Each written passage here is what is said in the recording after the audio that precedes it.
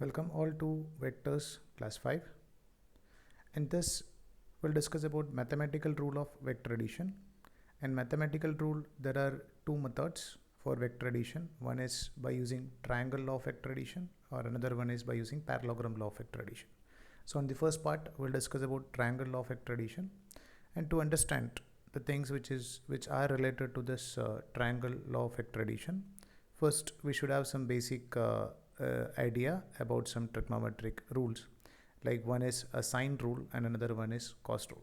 So first we'll discuss about that part. If you are just considering a triangle, it can be any type of triangle, need not be a right angle triangle or equilateral triangle. Let's say length of this side is represented by A, length of this side is represented by B, and length of this side is represented by small letter c. And the angle which is opposite to that of A is represented by, let's say, capital letter A, and the angle opposite to that of side B is represented by, let's say, capital letter B, and the angle opposite to that of side C is represented by, let's say, capital letter C. Now we can find out what about the relation between ABC and this angles.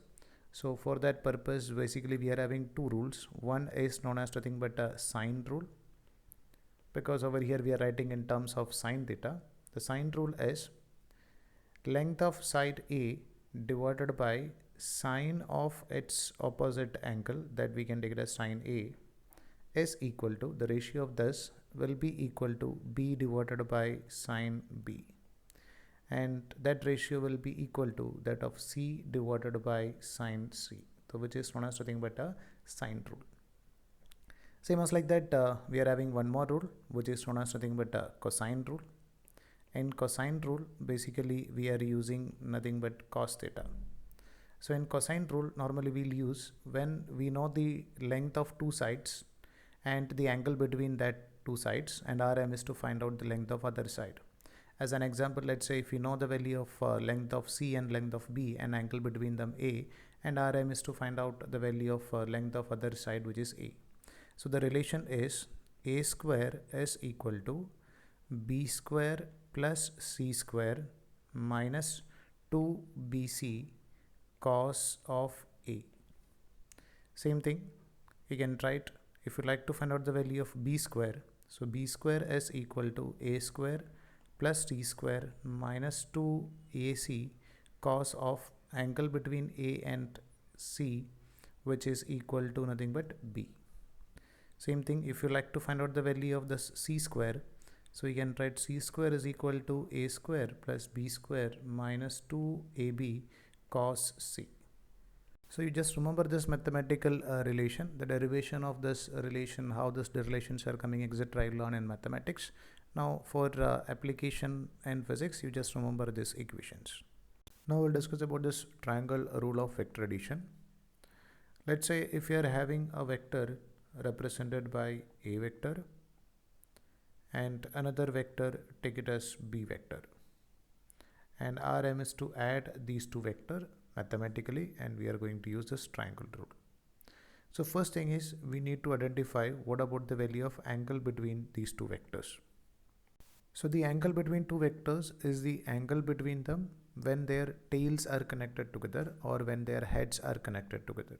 That means if you'd like to find out what about the angle between these two vectors, what we'll do is we can take this A vector and we can keep it over here, and now we can take this B vector in such a way that we should connect the tail of B to the tail of A. So when these vectors are arranged in such a way that when their tails are connected together, then we can find out the angle between these two vectors is nothing but this. Or you can find out the same angle while connecting their heads also. That means if I am taking this A vector over here, and I am just taking this B vector in such a way that I am going to keep their heads together. So if I am just keeping another vector like this, so we can say that this will also representing the angle between the vectors. So just remember that we cannot identify the value of angle between them while keeping tail to head. That means suppose if I am just keeping A vector over here and I'm taking this b vector in such a way that if I'm keeping the tail of b in contact with the head of a, so we may get an angle, some angle over here. So just remember that this is not the angle between a vector and b vector, because over here head is connected to tail. To find out the angle between the vectors, either we should connect their tails together or we should connect their heads together. So for the better understanding, I'll take an example. Like suppose if you're having a vector like this and another vector, take it as b vector like this. And let's say angle between this is given as nothing but 120 degree. But you can observe that over here tail is connected to head, so this 120 is not the angle between a vector and b vector. So what we'll do is we can extend this a vector. So assume that we are extending this a vector. Now the tail of a vector and b vector are connected together. So we can write the actual angle between a vector and b vector is nothing but 60 degree, not 120. And sometimes students may get confused in a situation something like this. Let's say if you are having a vector a vector and another vector, take it as b vector. And what about the angle between them? Whether we should take this angle, let's say theta 1, or we should take this angle, take it as theta 2.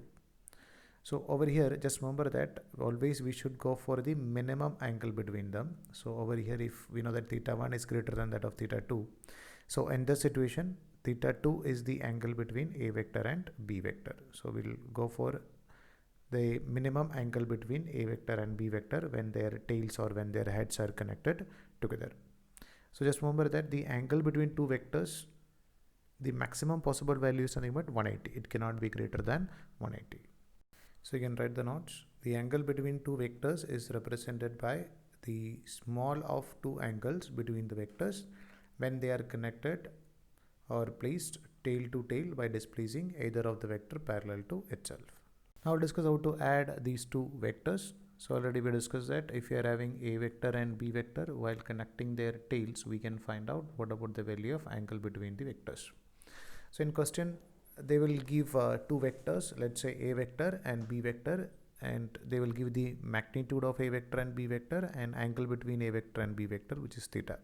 Now our aim is to find out the magnitude and direction of resultant vector. Now according to this triangle law of vector addition, it states that when two vectors represent successive sides of a triangle, that means we can just construct a triangle while taking a vector and b vector. So I'm just drawing this a vector over here. Now I'm just taking this b vector and I'm just keeping it over here in such a way that the tail of b is connected to that of head of a, same as like that pictorial representation. So now we are taking two sides of a triangle in in successive order. Then the third side in opposite direction gives a sum of two vectors or the resultant vector. So this one is representing the third side of this triangle taken in the opposite order. That means in this direction will give the resultant vector. Opposite order means over here you can observe that a is in this direction, then we are moving along this direction. So if you are taking it in the same order, then we should go in this direction, but over here it is moving in the opposite direction. So that is going to give the value of our resultant vector. We can write down the notes. When two vectors represent successive sides of a triangle, then the third side in opposite direction gives the sum of two vectors, or it is known as resultant vectors. Now we'll discuss exactly how we'll find out the magnitude and direction of this resultant vector. So let's say we are having a vector, and for addition of these two vectors, we are taking it as adjacent sides of a triangle in the same order. Then the third side, which is in the opposite order, will give the value of magnitude and direction of resultant vector. Now our aim is to find out what about the value of r over here. Now we know that the angle between the vector is nothing but theta. So if I am extending this a vector, so this is going to be the angle between a vector and b vector. So we can write this angle is equal to nothing but 180 minus theta. So this 180 in radians can be written as nothing but pi. So we can write as nothing but pi minus theta. Now we'll discuss how to find out the value of this r.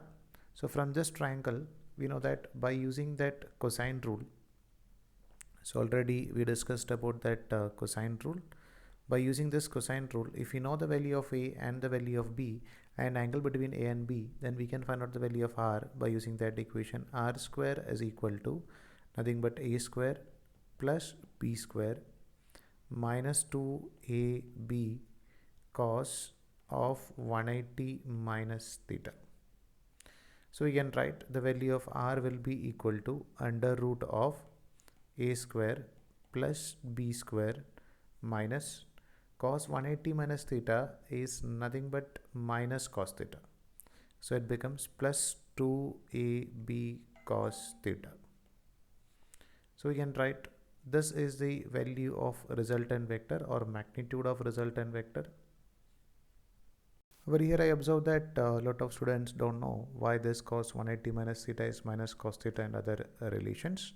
So we'll discuss it separately. Along with this, we should find out what about the value of angle between this resultant vector and a vector and b vector. Means we should also specify the direction. So to specify the direction, what we'll do is we'll identify what about the value of angle made by a resultant vector with respect to a vector. Let's say it is represented by alpha. An angle between b vector and resultant vector is represented by, let's say, that is equal to beta. So over here, this alpha and beta we can calculate by using sine rule. So according to sine rule, we can write the value of this a divided by sine of its opposite angle, that we can take it as nothing but sine beta, is equal to, this ratio will be same if b divided by the opposite angle, that we can take it as nothing but sine of alpha, and the same ratio will be there for r divided by sine of 180 minus theta. And we know that the sine 180 minus theta is nothing but sine theta. So we can write this is equal to a divided by sine beta is equal to b divided by sine alpha, that is equal to r divided by sine theta. So I know that still some students are having doubt that why the sine 180 minus theta is theta. So I'll explain it in the next class. Hope so that you understood triangle law of vector addition. If you are having any doubt, or if you'd like to interact with me on live classes, or if you want to write online test for JEE Mains, Advanced or NEET, or if you want to solve more number of questions, then please let me know. Please subscribe this channel, like this channel, and please share with your friends and family so that it may help me to reach more students. Thank you.